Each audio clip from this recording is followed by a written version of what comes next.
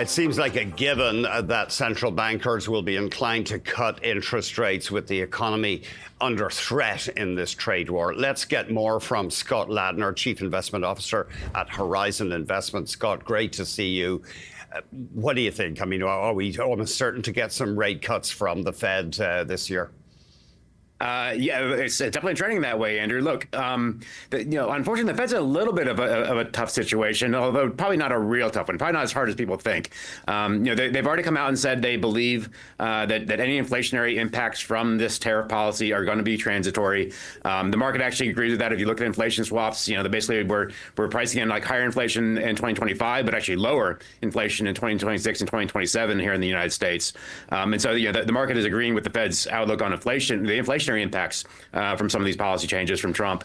But the thing that they're really starting to care about more now is the labor market. And obviously, we got the number this morning, and the U.S. employment report is pretty strong overall. The thing is, though, that's obviously backward looking. So that was last month. That was before Liberation Day ended up happening. And so I think the market is greatly discounting that number. But the Fed is they are they're ready to cut if the labor market starts to get threatened. We have not seen that yet in the data. But I do think they're going to end up embarking on a fairly large cutting campaign if we do see cracks in that labor market eventually. You say these tariffs can be looked at as a massive tax hike because ultimately, presumably, they will be paid by consumers because imported goods will be more expensive. Roughly twice the size of the largest tax increase in modern history. And that they, by definition, will slow economic growth. Yeah, look, this is not good. It's not good for growth, and those things which are not good for nominal growth are bad for earnings for companies. The complicating factor with tariffs is that we don't really know. There's always this big question, Andrew, about who pays for the tariffs. Well, ultimately it doesn't really matter that much who ends up paying for the tariffs because the government receives money from the private sector. This is a large. That's the definition of a tax, and so these are tax hikes to slow growth, and if the companies end up paying for it, if the importers pay for it, that just means reduced margins. If consumers pay for it, that means less disposable income. If the exporting countries pay for it, that's a little bit different thing and probably a little bit better for the insular U.S. economy. But ultimately, that's kind of an unknown thing. So, but the upshot for all of this is that slower growth means slower. Taxes mean slower growth, and slower growth means lower EPS and lower earnings, but with potentially smaller margins for U.S. firms. And so you mix it all up, and the market reaction we've seen yesterday and what's continuing today so far is, in one word, it's rational.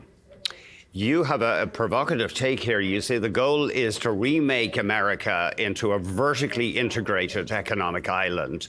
But one of the side effects here will be shifting from high margin, high valuation sectors such as tech into lower valuation sectors such as manufacturing. Yeah, look, this is Trump is want to make he's wanting to remake the U.S. economy into more of a manufacturing heavy economy. What we know is things that are services based are not very cyclical and therefore command a higher premium from the market. Things that are more cyclical have carry more essentially GDP risk and more business cycle risk.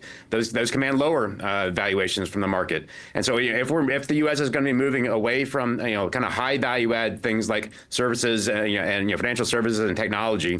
Away and towards more lower value add parts of the economy, like manufacturing and industrials, it not only has an impact on the sort of the volatility of GDP in the United States, making it more volatile, more cyclical, and therefore more risky, but it also potentially impacts the valuation premium that the U.S. has enjoyed over the rest of the world for the better part of 15 or 20 years.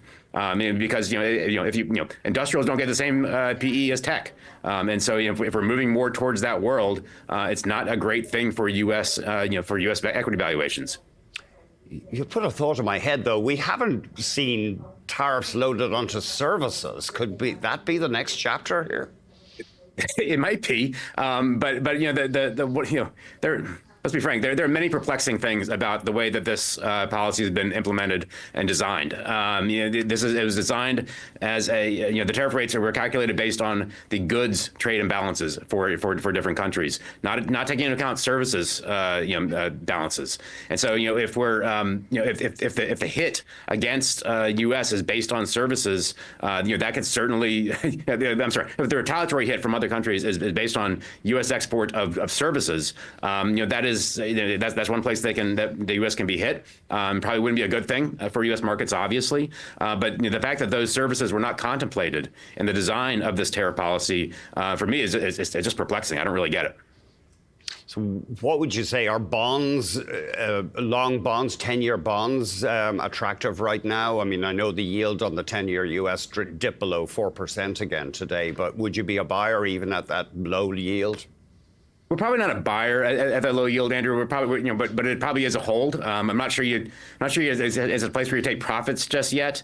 We do need to see, look, a recession is not a fait accompli. It's not an obvious outcome to this because we started from a place of a pretty good economic strength, both on the consumer and the business side. And so it's not like we're walking into this situation from a point of leverage or from a point of economic weakness. We're entering from a point of relatively good strength. And so a recession is not guaranteed here. But it is, it's kind of a coin flip in our mind. We went from what was I think a negligible probability of recession 3 or 4 months ago to probably a coin flip today. And so and yields are responding just according to that. So I think 390, 410 is probably in the right range for 10-year bonds given that sort of outlook. But so I don't know if be buying, adding more here unless we really start to get bad growth numbers. But certainly not a sell either. Thank you very much indeed. I think you and a lot of professionals scratching their heads to some extent as to where all this is going. Scott, really appreciate it. Scott Ladner, Chief Investment